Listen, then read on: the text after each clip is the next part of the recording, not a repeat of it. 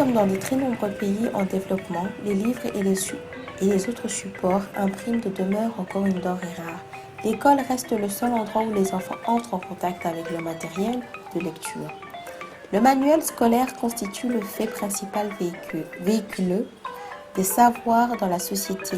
L'importance des livres pour la qualité de l'éducation, pour le niveau d'instruction en général des populations est évident.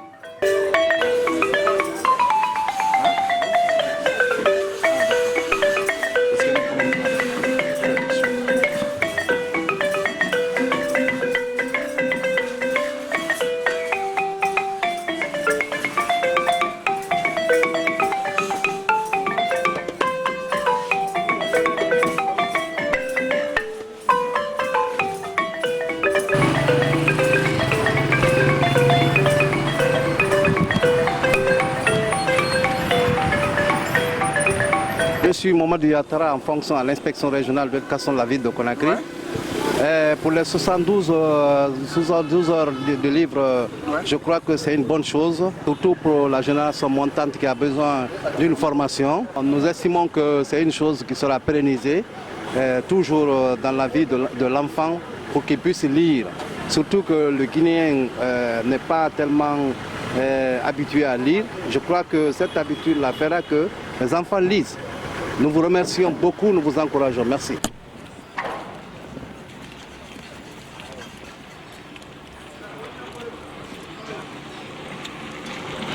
J'ai entendu parler pour les 72 heures de livres qui s'est faite en Guinée.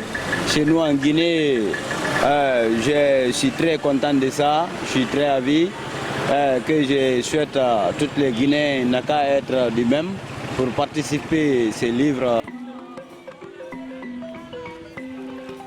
Un détour au musée national de Sanderbalia de Conakry, surpris de voir une statue monumentale qui vous accueille à l'entrée principale, avec comme représentation le maître colon, un conquérant, surélevé, dominant ses sujets colonisés. Au regard de ce que l'Afrique a pu connaître, au regard aussi des personnalités emblématiques de ces pays, comment se fait-il que cette statue soit mise en exergue à l'entrée principale de ce musée national? Et effectivement, il y a une controverse par rapport à cette chose qui choque beaucoup de visiteurs. Vous parlez-nous un peu de cette exposition que vous allez faire avec l'Harmattan. Moi, je suis habituellement Sidimé, j'ai l'habitude d'exposer avec l'Harmattan sur le plan artistique et culturel. Parce que l'Harmattan, c'est le livre et l'écriture. Et moi, j'expose les statues qui parlent de l'écriture aussi presque. Parce que les statues aussi parlent un peu des griots. Ce que les griots parlent, c'est ce qui est écrit par les écrivains. Donc nous, les sculpteurs aussi, nous montrons au moins ce que la sculpture sur l'aspect des choses. Secrétaire général ministère de la Culture. Roger Bongos. Bonjour, Roger, comment ça va? Bonjour. Valentin Ondou, chroniqueur chez TV5 Monde, avocat numéro 1 et dans votre atelier Roger Magazine. Jean-Jacques. Monsieur le vice-ministre. Le sous-ministre. Voilà, il reste un palier. Voilà, vous allez le choisir. Merci. Bonne arrivée. Olivier Hinogo, que je connais, Vox Africa. Françoise, Vox Africa également. Cathy aussi, Vox Africa et également LCC. Et Joël Essou qui a écrit la BD sur Écho, vous avez peut-être entendu parler. Vous aimez les journalistes, c'est pour ça que vous les suivez? Alors moi je suis dessinatrice et je fais surtout dans le livre jeunesse. J'écris pour les enfants, pour la jeunesse en général. J'ai des bandes dessinées, donc j'ai ma première bande dessinée Petit Joss qui est sortie en 2010, qui parle d'une école primaire au Cameroun. Quelle édition? Quelles éditions? Aux éditions Dagan, qui est une maison d'édition africaine basée en France et qui est une maison généraliste dans le sens où il y a plusieurs collections. Il y a aussi bien le roman, le polar, l'histoire, la sociologie, les livres de cuisine, des livres jeunesse, des bandes dessinées, mais uniquement sur des thématiques africaines et caribéennes, monde noir en général, Afrique et diaspora. Voilà. Et donc moi je m'occupe de la collection jeunesse, donc les livres illustrés, les romans jeunesse Et donc actuellement, je suis à une douzaine d'ouvrages, mais ici, je vais en présenter seulement 6 pour le 72 heures du livre. Oui. Alors, une question concernant la culture africaine au regard de ce que tu fais comme métier extraordinaire d'ailleurs, mais les gens ne veulent pas trop aller là parce qu'il n'y a pas beaucoup d'argent, mais il y a l'émotion. Alors, dis-nous, quelle est l'impression, la première impression en étant ici? Je trouve déjà que c'est un bel endroit parce que souvent les musées c'est un seul bâtiment très solennel où on entre, il y a des salles. Et là, le fait que ce soit éclaté, en fait, il y a plusieurs petits bâtiments, c'est une cour et c'est comme des petites annexes. Je trouve que c'est très bien fait. Surtout, j'apprécie les statues qui sont tout autour. Je trouve très bien d'honorer les... Par exemple, j'ai vu un musicien du Bembeya Jazz, il y a une statue. Il y a une statue de Samori Touré, il y a une statue, il y a des résistants à la pénétration coloniale et tout ça, je trouve que c'est très bien. Tout ça fait partie de la culture et on aimerait que plusieurs musées puissent... je veux dire, le musée est déjà à l'extérieur et on entre d'emblée, on sent dans quel endroit on se trouve. L'endroit me plaît beaucoup. Quand on trouve des statues coloniales ici, on pense à Sékou Touré, mais il n'a pas détruit cela.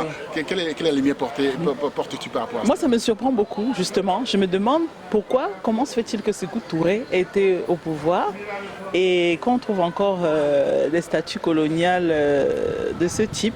Bon, je n'ai pas d'explication. Je me suis demandé, est-ce que ça n'a pas été enlevé et remis par la suite, après son départ? Apparemment non, j'ai l'impression. Mais je trouve, par exemple, ça c'est quelque chose qui personnellement me choque, que cette statue soit à l'entrée même du musée. Parce qu'on peut garder pour la mémoire, pour l'histoire, mais être en exergue comme ça, c'est comme si c'est valorisé, ça me gêne un peu. La statue de Sékou Touré est complètement derrière.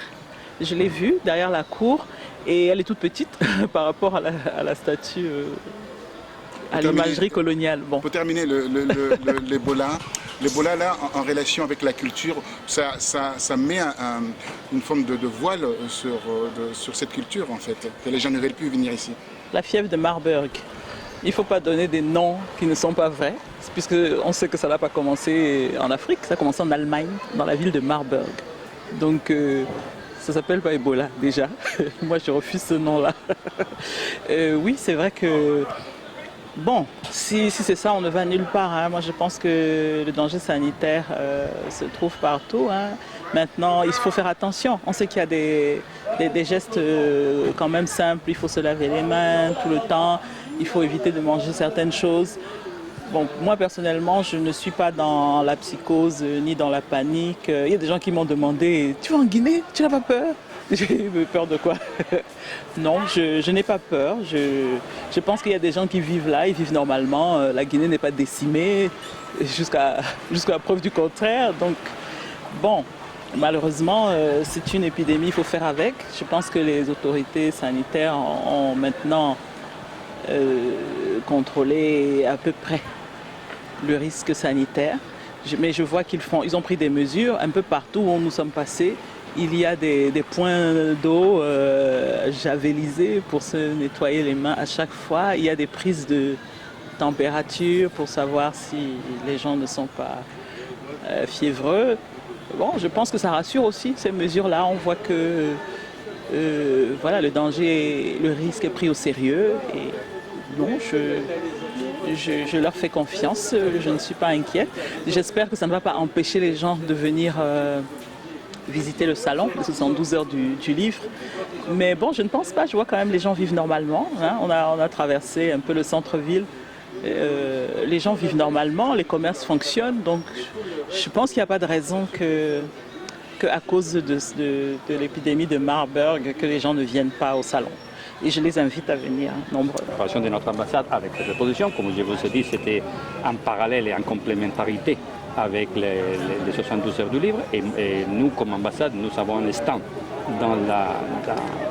à la Blue Zone de Kaloum, un stand de l'ambassade d'Espagne avec des livres. Alors nous sommes un des participants dans la journée du livre. Une question concernant le livre virtuel. Que comptez-vous faire par rapport à l'installation, la mise en place des livres virtuels? Et si on le sait que les Africains ne lisent pas beaucoup des livres en papier, mais en virtuel, qu'est-ce que vous comptez faire avec tout ce qui est ludique, avec l'informatique, avec l'informatique? Bon, avec l'informatique, je crois que dans la Guinée, il faut commencer par le début. Il faut commencer là-dedans. Il faut commencer par répandre l'information aux gens, au public en général, aux écoliers, aux étudiants universitaires, pour qu'ils aient l'habitude de lire. Les formats, peu importe ce moment-là, mais il faut s'aimer entre le public l'habitude de lire. Merci. Alors j'ai une question concernant justement l'espagnol. Pourriez-vous nous dire un petit peu l'état des lieux? Est-ce que c'est enseigné dans les écoles? Non, malheureusement, l'enseignement de l'espagnol n'est pas très répandu en Guinée. Moi, comme ambassade, on est en train de travailler sur cela, avec les différentes institutions éducatives et des universités. On est en train d'explorer quelle serait la meilleure façon d'améliorer l'enseignement de l'espagnol en Guinée.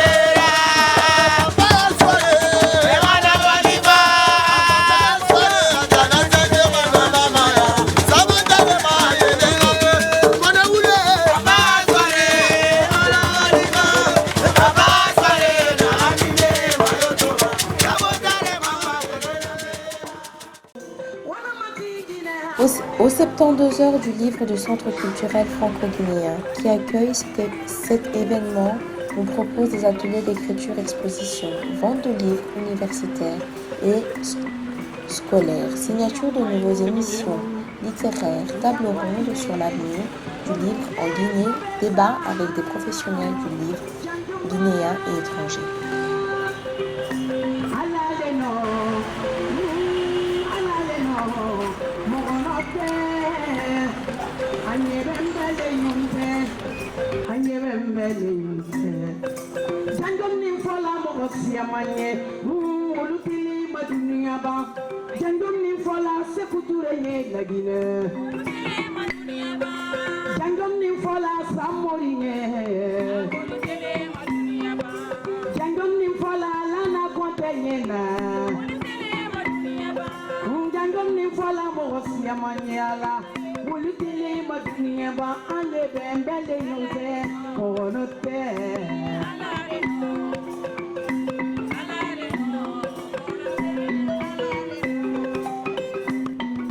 Le Centre culturel franco-guinéen, inauguré en juin 1999 par le président Jacques Chirac et Lassana Conté, le CCFG est l'un de 5 centres binationaux du réseau culturel français à l'étranger.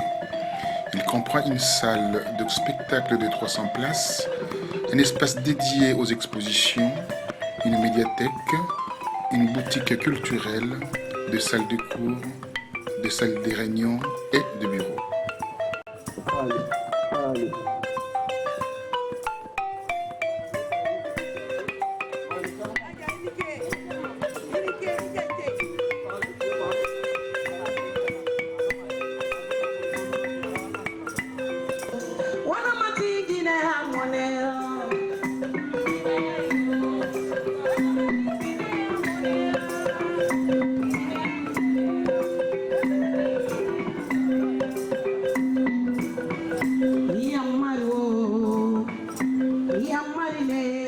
Alors, nous sommes dans le Centre culturel franco-guinéen, dans le lieu où une grande partie des 72 heures vont se dérouler.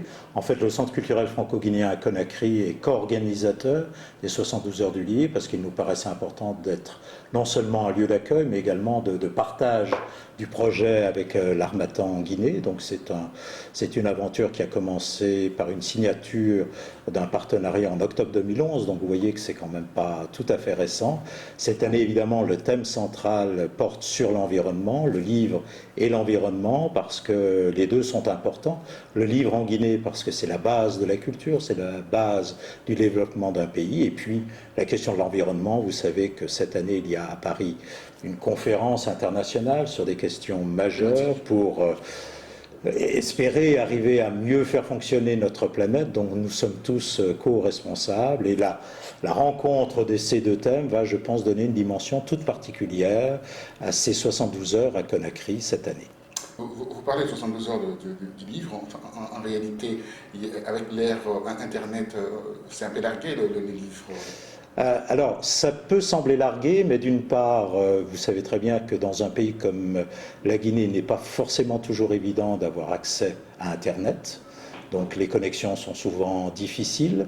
Donc la dimension papier du livre reste encore pleine et entière. Et puis, en même temps, il est vrai que le développement du livre par Internet est une dimension, j'allais dire, d'actualité du XXIe siècle. Mais je crois que les deux sont en fait totalement complémentaires. Il est important d'aborder ces deux thèmes. C'est ce qui sera d'ailleurs le cas pendant les 3 jours de débat. Alors, on voit ici, dans ces pays, les gens ne sont pas encore beaucoup plus informés en termes du climat. Réchauffement climatique, également parler de COP21 qui aura lieu à Paris du 30 novembre au 15 décembre. Dites-moi, la relation que vous aurez ensemble entre l'Afrique, je parle d'Afrique de la globalité, particulièrement ici, comment fonctionnerez-vous avec la France, avec cet événement assez important? Alors, si vous voulez, la France fait en sorte, j'allais dire, d'accompagner la Guinée dans son projet de développement. La question d'environnement, elle est centrale. Alors c'est vrai, vous avez raison, elle peut sembler un petit peu lointaine, parce qu'il y a tellement d'autres préoccupations, mais de notre côté, quand vous êtes dans les rues, vous voyez bien que l'environnement est touché. Quand vous voyez la mer, qui est pourtant naturellement si belle, vous voyez bien que la mer est touchée. Et donc, c'est vrai que pour un pays comme la Guinée, et comme d'autres, se pose à la fois la question de son développement économique, et puis en même temps d'une prise en conscience, en connaissance des enjeux de l'environnement, alors que ce ne sont souvent pas ces pays qui ont provoqué, j'allais dire, tous les désastres écologiques que nous connaissons. Mais, j'allais dire, il faut à un moment donné savoir prendre la situation d'une manière très précise, la plus pointue possible, et c'est la raison pour laquelle ce thème nous semblait absolument pertinent cette année. Un mot, pour partir, un mot de la fin, enfin, dire aux Africains d'ici et aussi aux Africains de la diaspora, quel est leur rapport par rapport d'abord rapport du livre et également sur le climat. Alors, sur l'apport du livre, je pense que chacun doit être conscient qu'il est important, notamment pour un enfant, d'avoir accès au livre.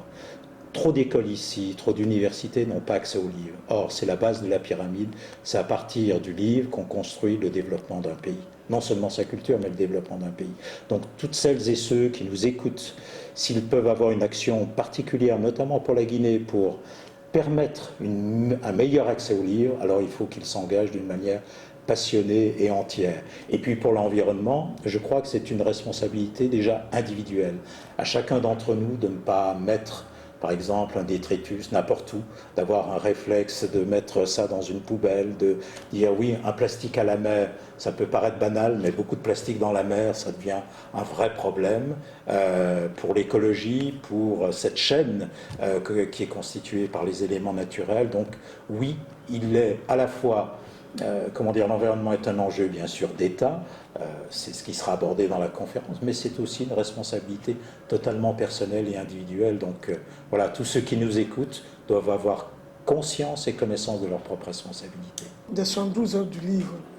Comme vous le savez, mes collaborateurs, depuis un bon moment, ont fait un battage médiatique sur l'organisation des 112 heures du livre avec le thème livre, sciences, climat et environnement. Et le ministère de l'Environnement assure le parrainage de cet événement. Et tout à l'heure, on m'a posé la question, pourquoi le choix de ce thème? Pourquoi? D'abord, la première des choses, la 21e conférence des parties de la Convention cadre des Nations Unies se prépare. Et tous les pays sont sur les préparatifs. Donc, dans les conditions normales, le souhait du ministère de l'Environnement et toutes les bonnes personnes qui sont censées de comprendre la nécessité de protection de l'environnement, veulent que la contribution de notre pays soit de qualité. Donc, M. Sansi Kaba, qui est le directeur de l'Harmattan Guinée, a trouvé nécessaire pour d'abord sa contribution propre, ensuite appeler l'attention de toute la Guinée sur l'événement qui est prévu à Paris et sur la problématique de changement climatique. Parce que comme vous le savez, les causes sont anthropiques. Il n'y a pas que les causes naturelles, les causes sont anthropiques, c'est-à-dire les causes qui sont dues par l'homme. Donc voilà.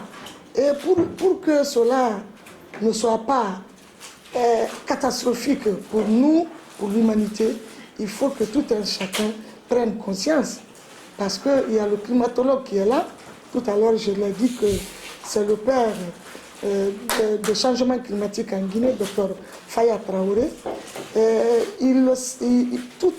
Lui particulièrement, il le sait parce qu'il travaille en collaboration quelque part avec le GIEC, c'est-à-dire le groupe intergouvernemental qui étudie le climat. Donc il fait partie en disant qu'aujourd'hui nous sommes à 2 degrés Celsius. Donc déjà, il y a eu beaucoup de manifestations et les manifestations continuent sur le plan négatif sur l'environnement dû au changement climatique. Et si nous dépassons les 2%, les 2 degrés Celsius, ça sera pire. Ensuite, M. Sansi Kaba, le directeur de l'Harmattan Guinée, a dit que dans ce choix, il y a aussi le côté personnel de Madame la ministre. Donc si on parle de Madame la ministre seulement, on parle de mon équipe aussi.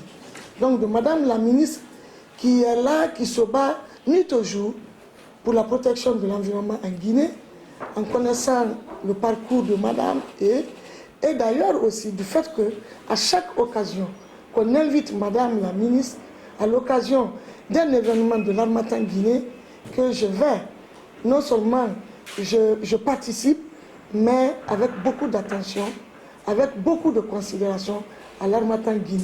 Donc voilà les 2 facteurs fondamentaux qui ont amené le choix du ministère de l'Environnement.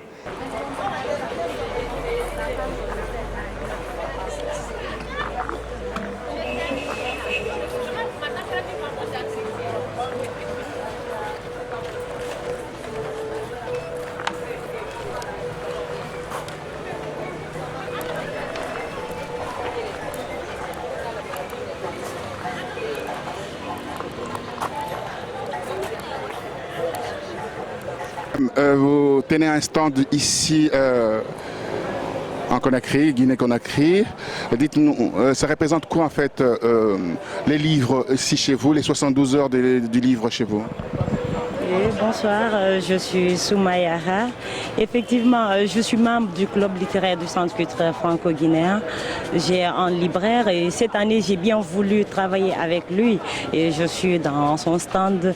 Pour moi, le livre, c'est comme la nourriture, au fait. Donc, me retrouver avec des livres, c'est très, très intéressant pour moi. Alors, on a remarqué une seule chose ici, la culture a une place extraordinaire. Comment pouvez-vous expliquer tout cela? Bon, on ne peut rien faire sans cette culture.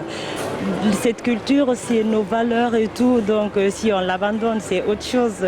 Effectivement, la culture a une place. La culture, c'est ce qui nous appartient et si on l'abandonne, c'est comme si on se perdait. Et donc, c'est très, très intéressant pour nous.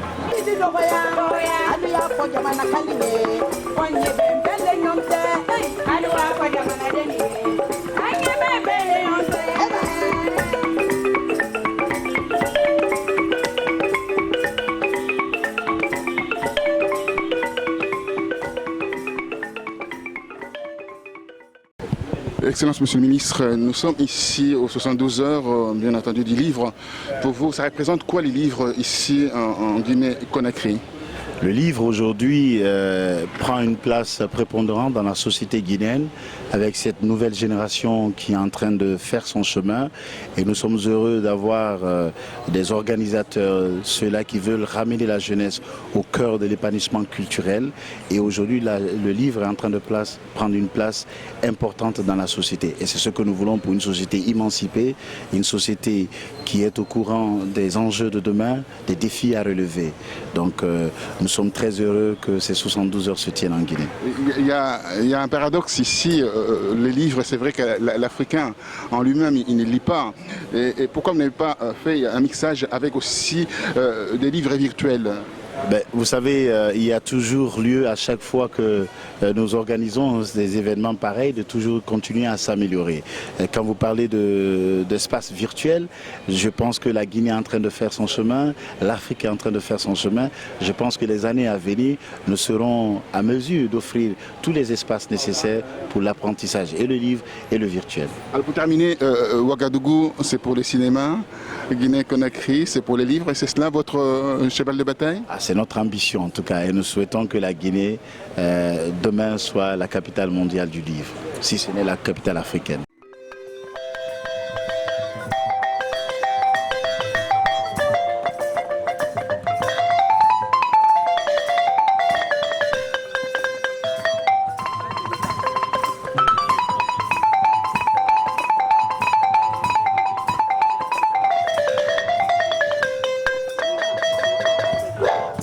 Alors voilà, nous sommes bien entendu aux 72 heures du livre.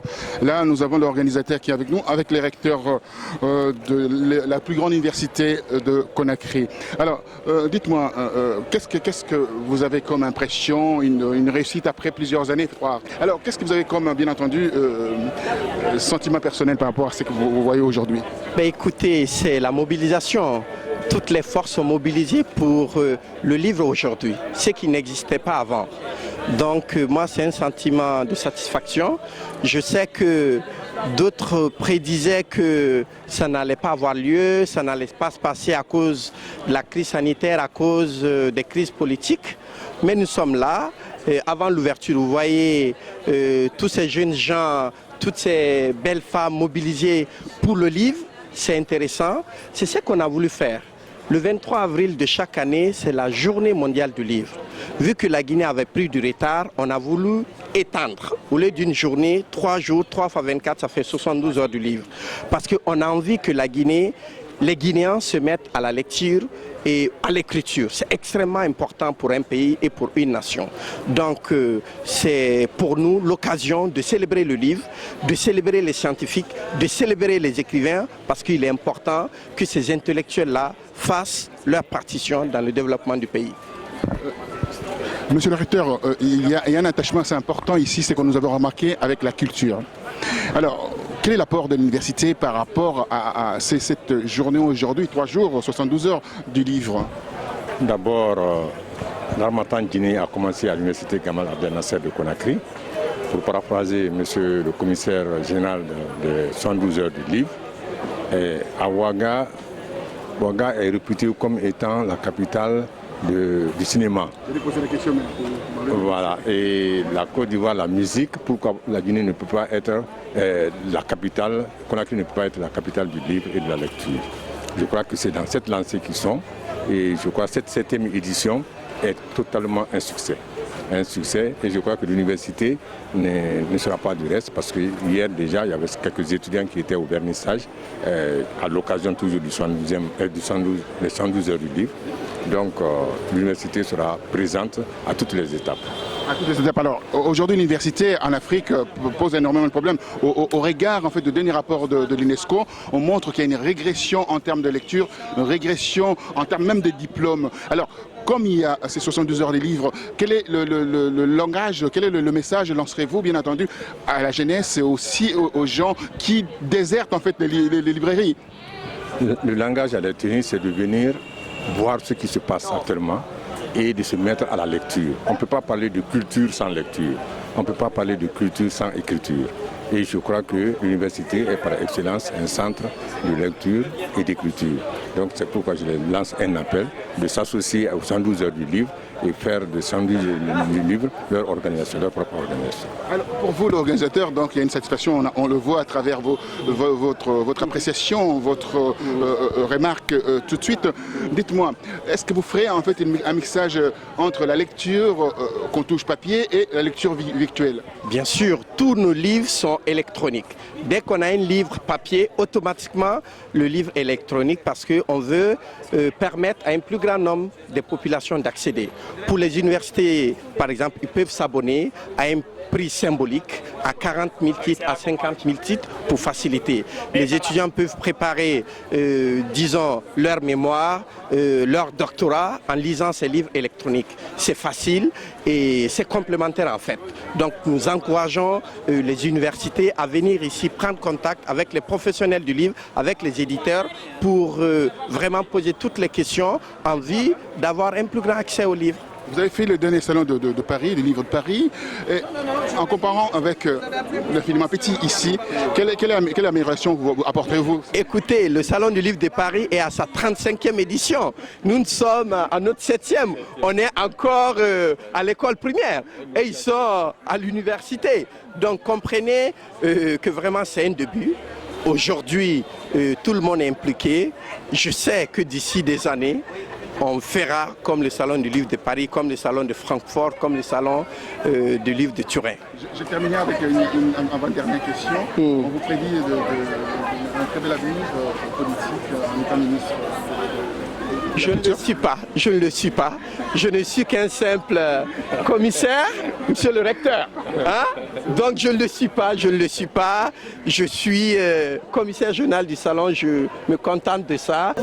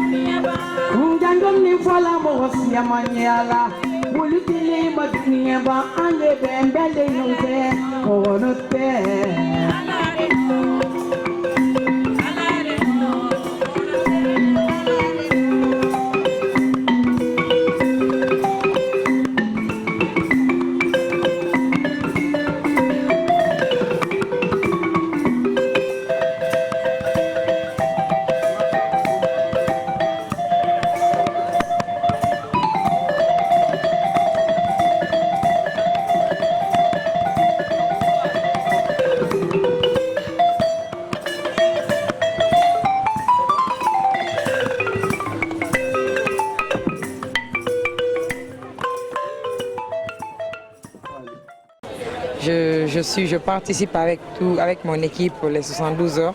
J'ai apporté les hôtesses à l'événement 72 heures. Je suis vraiment très contente d'être là et je remercie beaucoup le patron de l'Harmattan Guinée parce qu'il a formé mes filles pendant plus de 2 mois. C'est M. Sansikava. Il est vraiment bien. Et c'est un modèle pour moi, je suis fière de lui.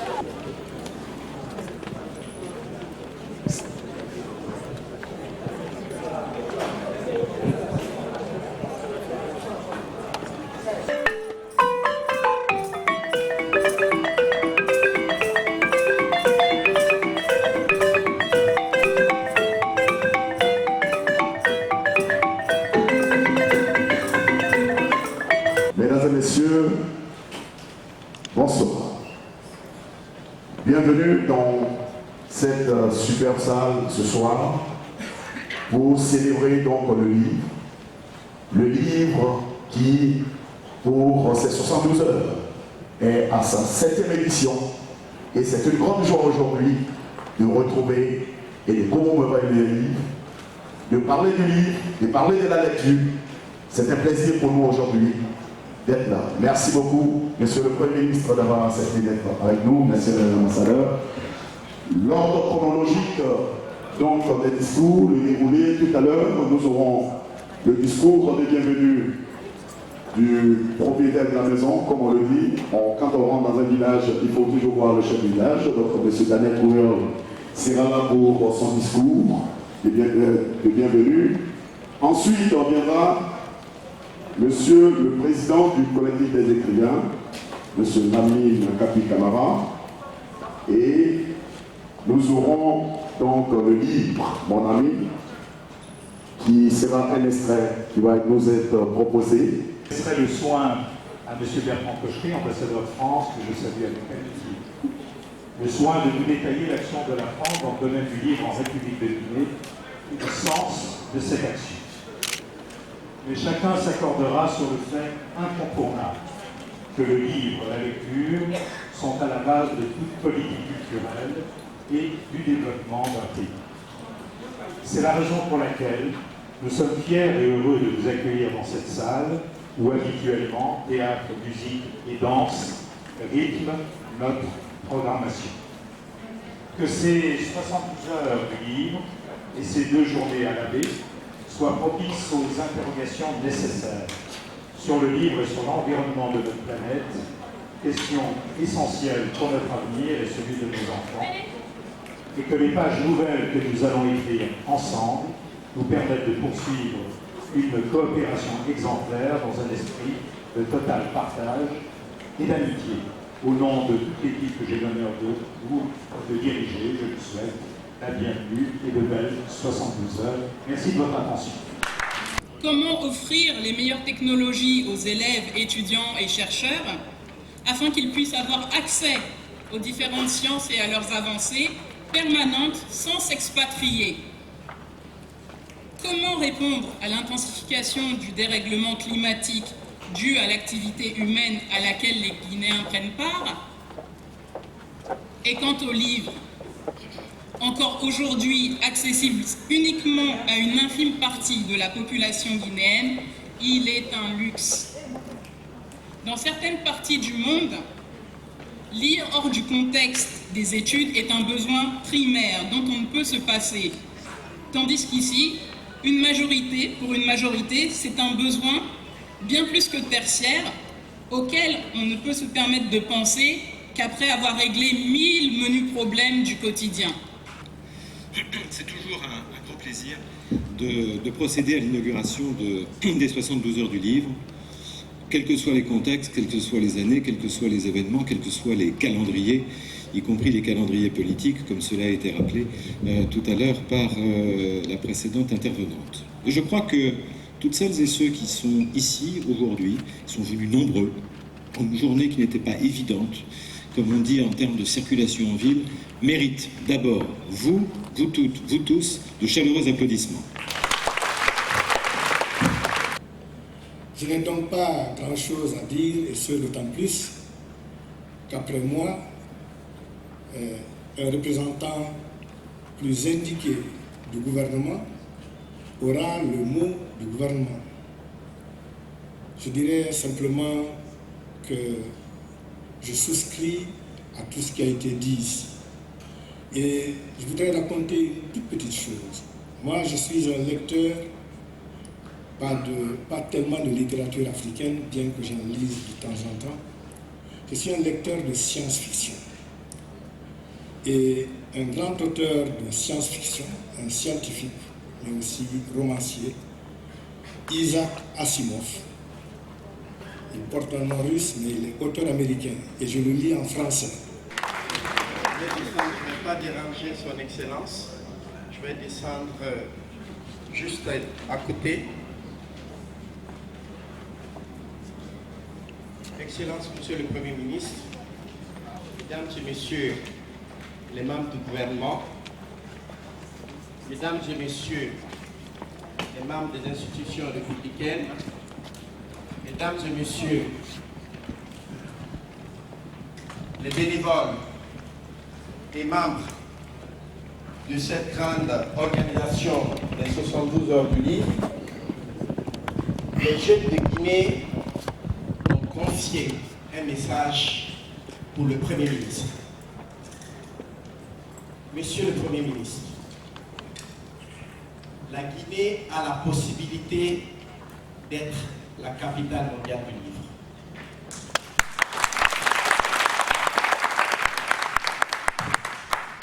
C'est le pays de Laye Camara qui a écrit L'Enfant Noir.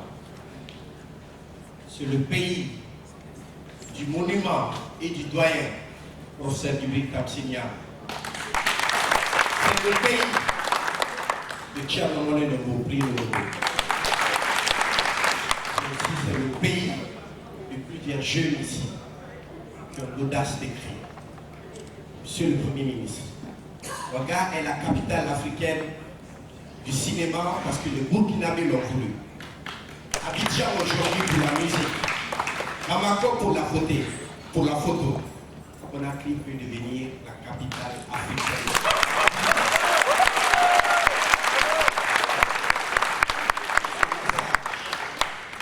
Nous lançons aujourd'hui à vos côtés du gouvernement de la République, parce que nous sommes des républicains. Donc, au nom de la jeunesse guinéenne, le ministre de la Jeunesse est là depuis ce matin, il est à nos côtés.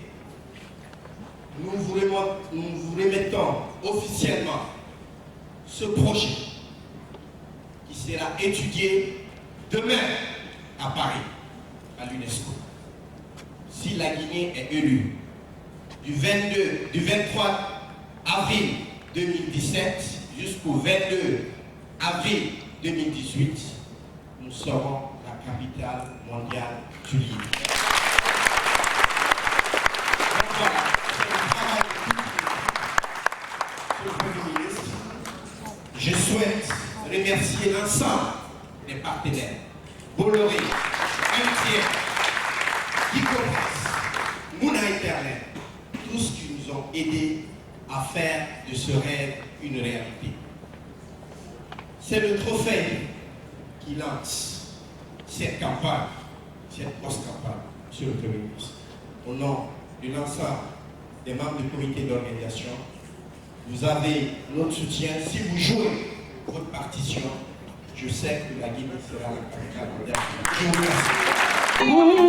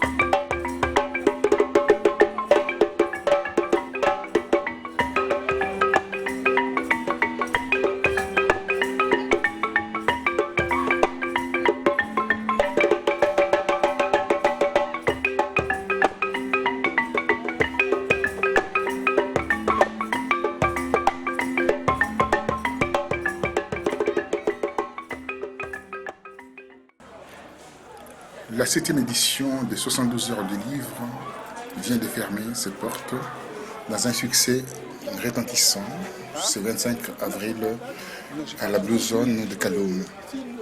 Pendant 3 jours, des professionnels du livre guinéens et étrangers se sont donné rendez-vous à Conakry pour célébrer les livres et débattre de son avenir. Parler également du climat et le réchauffement climatique, un danger pour l'Afrique.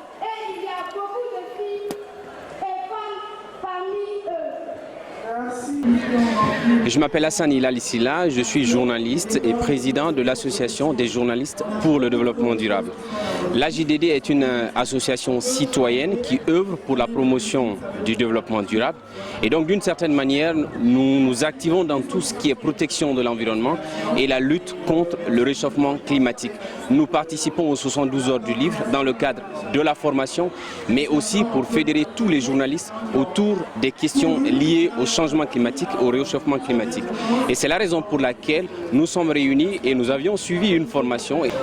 Et donc à l'issue de cette formation, les journalistes que nous nous sommes fédérés pour pouvoir porter la voix des journalistes guinéens sur leur perception autour du réchauffement climatique à la COP21 qui se passera à Paris le 30 novembre jusqu'au 15 décembre. Pour nous, il est très important que les leaders du monde entier puissent écouter, puissent savoir ce qui se passe en Afrique, puissent savoir ce qui se passe en République de Guinée. Et c'est la raison d'être de l'Association des journalistes pour le développement durable. Alors, le constat en République de Guinée est vraiment alarmant. D'abord, nous sommes en train de voir un certain élan de développement qui est en train de prendre du chemin en République de Guinée. Et cet élan de développement qui va de la transition énergétique est vraiment empiété à cause de tout ce qu'on peut appeler aujourd'hui la déforestation et une mauvaise gestion du littoral. Vous n'êtes pas sans savoir qu'en République de Guinée, le traitement des déchets plastiques pose vraiment problème. Partout dans la rue, vous pouvez constater que les plastiques se retrouvent partout. Et donc pour nous, il est très important que nous puissions vraiment porter la voix de la République de Guinée par rapport à cette destruction de l'environnement. Et donc, par rapport à l'ensablement, vous remarquerez qu'on a eu à faire le barrage Garafiri. Ce barrage aujourd'hui n'est plus opérationnel. Le barrage il est mort. Pour la simple raison que les paysans qui sont tout autour du barrage ne font que couper. Et aujourd'hui, c'est l'ensablement de fond en comble des turbines du barrage Garafiri. À 15h, donc, on est monté sur la scène. J'ai fait une toute petite mini-conférence sur le livre et le tout petit enfant, tout petit, qui ne sait pas encore parler, qui ne sait pas encore lire. Comment l'approcher du livre pour que plus tard, avant qu'il ne rentre à l'école, il aime le livre et qu'il ne prenne pas le livre simplement comme un outil de travail, mais un outil d'amusement, de partage et de rapprochement. Alors, comment ça s'est passé avec les enfants pendant le spectacle? Donc en fait, j'ai fait venir la classe avec laquelle nous avons travaillé, José et moi. On a créé un livre avec cette classe-là, qui est une classe de Nongo en Guinée. Et on a fait faire un livre avec de la récupération et un CD audio. Et donc on a mis le CD audio, on a montré les illustrations et on a fait monter la classe sur la scène parce que dans le CD audio, il y a un chant de Guinée. Et donc ils ont rechanté le chant de Guinée. Et après ça, j'ai conté une petite histoire pour faire rire toute la salle. Parce qu'ici en Guinée, les gens aiment rire. Alors, est-ce que tu peux nous fredonner quelque chose là? Fredonner, moi je ne connais pas de chant guinéen, mais je peux te fredonner une berceuse sénégalaise. Voilà. D'accord. Ayo nene, sama nene tuti, tuti tuti salum, salum nyari nekle, nyetel bedi wanywe, wanywi wanyu burbi, burbi buru salum. Ayo nene, sama nene tuti, ayo nene, sama nene tuti. C'est une berceuse qui dit que dans le Saloum, qui est une région du Sénégal, il n'y a pas de gris-gris. Que le seul gris-gris qu'il y a, c'est la cuisine du roi. Ça veut dire que chacun doit avoir sa propre cuisine à l'intérieur de soi pour compter sur soi et marcher dans la vie. Est-ce que satisfait de ces 72 heures de livre? Je suis très satisfaite des 72 heures de livre, ça s'est très bien passé, l'organisation a été très bonne. J'ai fini le travail pour lequel Monsieur Sansi Kaba Dialkite m'a invité, donc je suis fière et contente. Sansi est un homme extraordinaire, qui a une pêche d'enfer, qui organise des choses magnifiques, qui aime le livre de tout son cœur, puisqu'il a vu quand même les 4 livres qu'on avait fait à Saint-Louis. Tout de suite, il m'a invité, donc il a l'idée, il projette, il visionne. Donc voilà, je trouve que ça a été une expérience fantastique et que c'est grâce à ces hommes-là que peut-être le livre et la lecture continueront à évoluer. Parce qu'il faut que ça évolue. Parce que le livre, ça ouvre à la liberté de penser et la réflexion.